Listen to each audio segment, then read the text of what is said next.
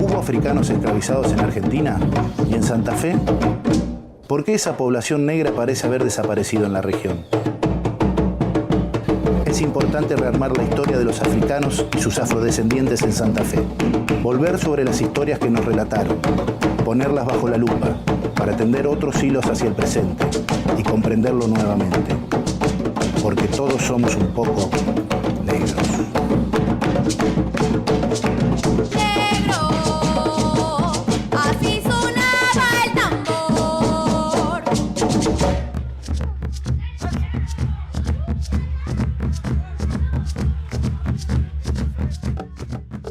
Mi nombre es Lucía Dominga Molina Sandés. Soy afro-argentina. Me autodenomino afro-argentina del tronco colonial.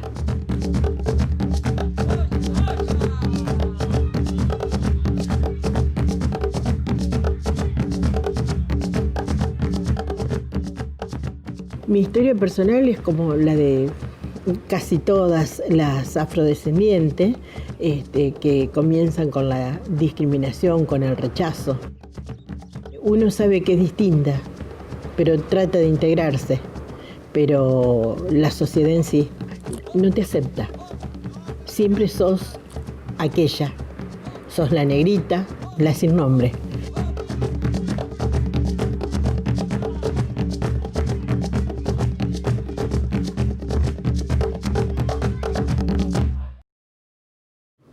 Tuve mi papá negro, mi mamá indígena, y tuve dos hermanas, en realidad tengo una ahora, pero tuve dos hermanas que hicieron también la forma de mamá. Y tuve una contención y así analizando a la distancia una discriminación positiva, porque por lo general la mayoría de nosotros los afrodescendientes no hemos tenido esa contención y no hemos tenido esa posibilidad de estudiar, de avanzar en la vida. Y a raíz de todo esto, de todas mis vivencias, tuve la suerte de conocer a una persona que fue mi compañero de vida y mi compañero de lucha, que con el que iniciamos una búsqueda de pertenencia, sobre todo étnica.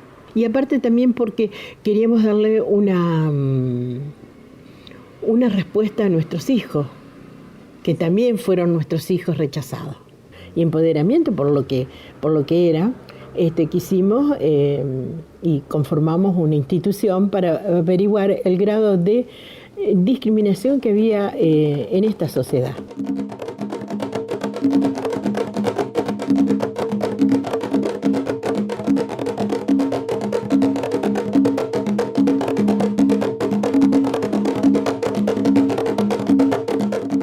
El nombre se me ocurrió a mí.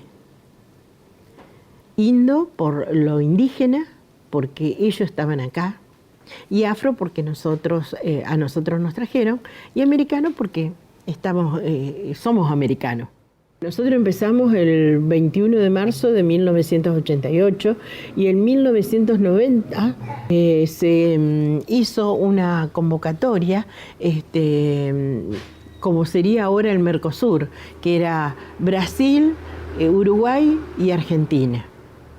Y bueno, y como era la única institución afro-argentina que había, porque la mayoría de la gente que estaba trabajando en la temática, muy pocos eran argentinos, muy poco eran afroargentinos, y empezamos a trabajar a nivel internacional. Después de 1990, también a fines de 1990, participamos de la primera conferencia a nivel mundial sobre racismo, que se realizó en Río de Janeiro.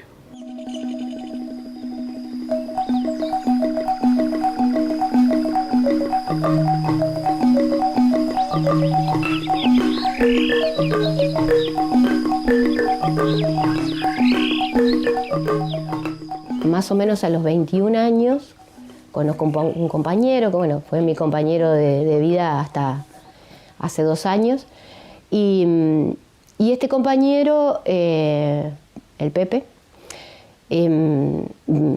siempre tuvo aspiraciones de ser profesor de historia y venía estudiando la historia y entendiendo que había otras presencias que había que ser nombradas. Entonces, bueno, nos pusimos de novio y él me acompañó en esta búsqueda de saber quién soy, de dónde vengo y quién quiero ser.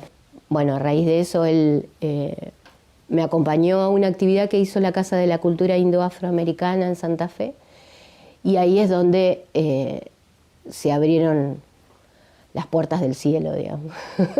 Fue así, literalmente, porque hubo un antes y un después.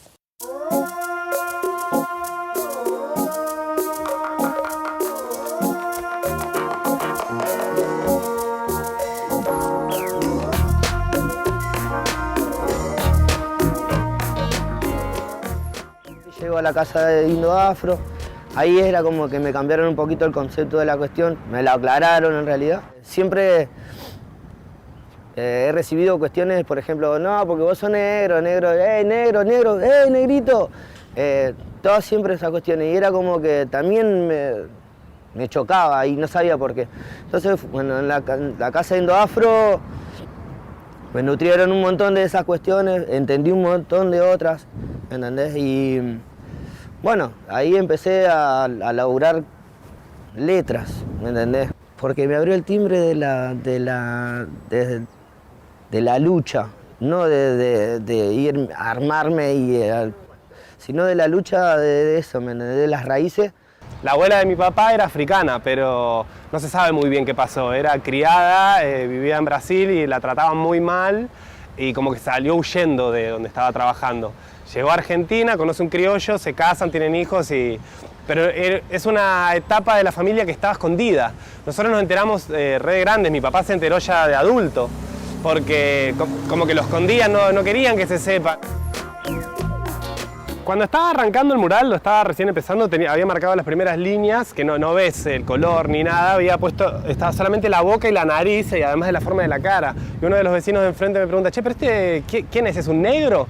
Yo, no, es mi hermano. Ahí te prueba que la genética está ahí y está todo guardado, no se va a perder nada. A partir de esta investigación, digamos, que no tenía un derrotero y que sin embargo me fue llevando a indagar en mi propia historia, familiar incluso, y un día casi que por azar, y en realidad como investigando sobre algunas otras cosas, en archivos históricos, en partidas y en actas de casamiento, de residencia y tal, lo que empieza a aparecer información de mis antepasados, digamos, de algunas generaciones atrás mío, de mi abuelo, de mi bisabuelo, y esos archivos históricos me permitieron llegar hasta varias generaciones atrás, incluso hasta 6 generaciones atrás de la mía, y ahí fue que yo me encuentro con que esas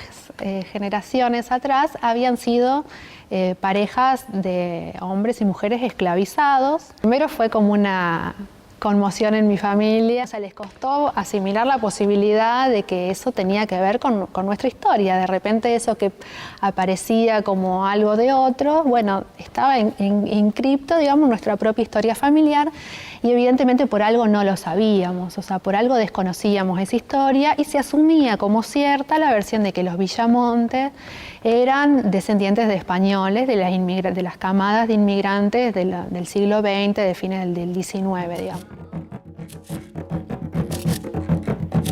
Negra.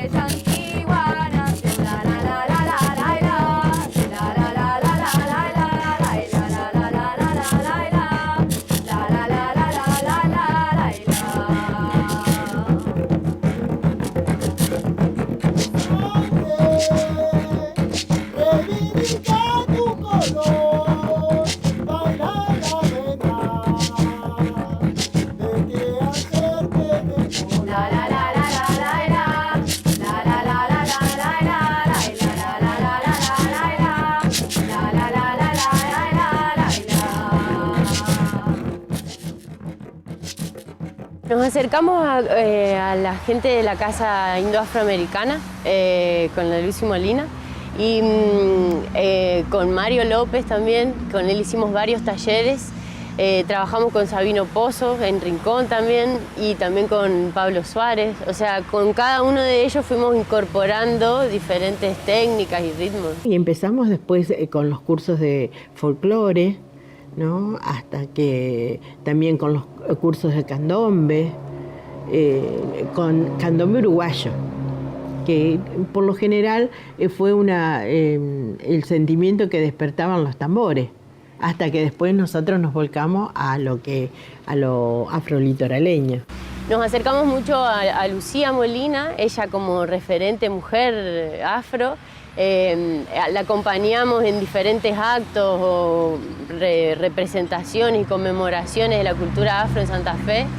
Y también a través de Mario López, bueno, nos acercamos más por la parte técnica y por el aprendizaje del candombe. Tuve la suerte de conocer, bueno, a Mario y a Lucy, y Mario en particular hacer un acompañamiento desde la entrega de conocimiento, donde decir, bueno, mirá, esto es lo que pasó con los afrodescendientes, con los africanos, y capaz que si vos conocés esto te vas a sentir un poco mejor con quién sos. Y literalmente fue así, digamos, el conocer la historia de los africanos y africanas a mí me liberó. Me liberó de angustias, me liberó de todo eso que uno siente que le pesa y que no lo puede manifestar y que no le encuentra sentido. Entonces, para mí fue un paso muy importante empezar a conocer la historia de los africanos esclavizados, porque el adquirir ese conocimiento me hizo entender en mi cabeza el por qué yo estaba donde estaba. Y por eso también progresivamente después abracé la militancia y la entrega de ese conocimiento hacia los otros, porque así como yo me liberé, siento que hay un otro y una otra que teniendo ese conocimiento le va a pasar exactamente lo mismo.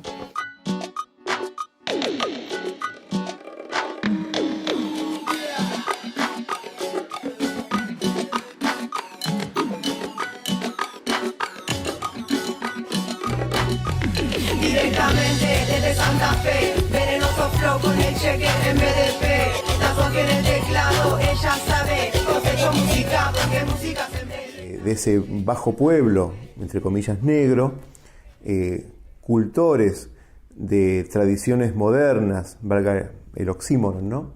Como el hip hop, que es una práctica de origen de New York en los años 80 del siglo XX, que se ha expandido rápidamente en América, incluso en Argentina, se sienten seducidos por ese género musical, lo interpretan o lo componen, pero lo interesante de eso es el ancla que puedan tirar en lo local, el ancla que puedan tirar en la sociedad local específica.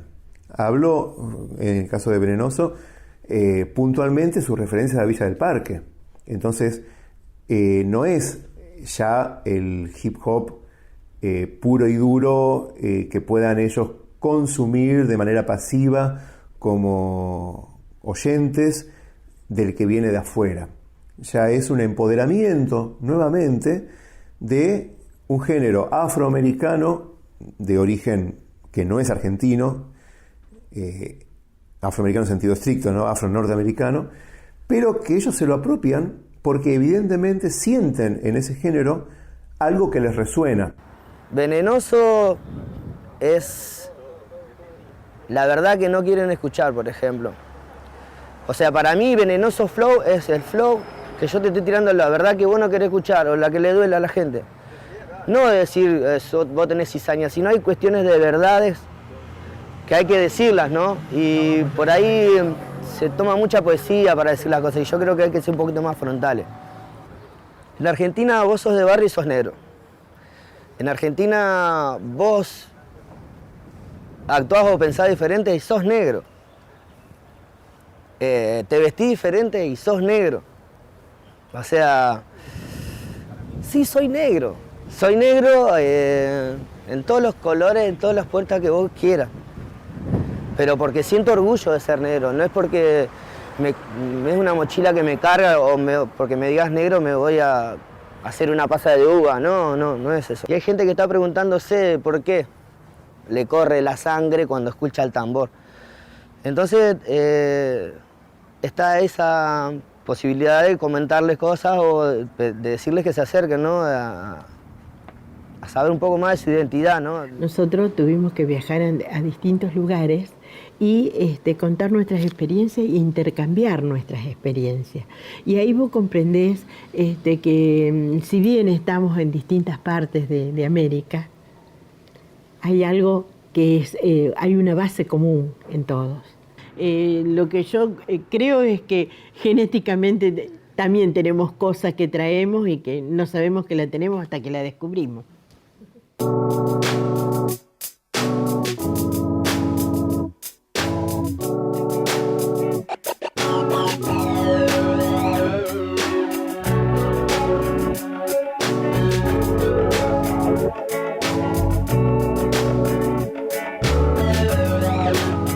En octubre del año 2010 se realizó el censo de población a nivel nacional, donde efectivamente se incluyó la pregunta por la afrodescendencia. Los resultados de este censo arrojaron un número menor a los que habían sido arrojados en la prueba de captación y resultó en un número aproximadamente de 150.000 personas que se reconocieron como afrodescendientes. Esto corresponde a un 0,4% de la población total. Las distintas tensiones y conflictos que habían surgido a lo largo de las reuniones previas a la prueba piloto y posteriormente que habían sido plasmadas en distintos informes, llevaron a un cuestionamiento por parte de los activistas afrodescendientes a los resultados del censo. De hecho, ellos continuaron poniendo el énfasis en que las campañas de concientización y de sensibilización habían sido deficitarias. Entonces, bueno, empezar a laburar en eso del empoderamiento, del pensar a contar al otro o la otra, quiénes somos, de dónde venimos, qué es lo que hicimos, y aportar ese granito de arena de contar la historia para que ese otro o esa otra pueda entender que cuál es nuestro propósito, nuestra presencia acá, por qué estamos acá. Me pareció el hecho de poder identificarme como mujer afrodescendiente suficiente excusa para poder arrancar desde ahí, digamos, con la militancia.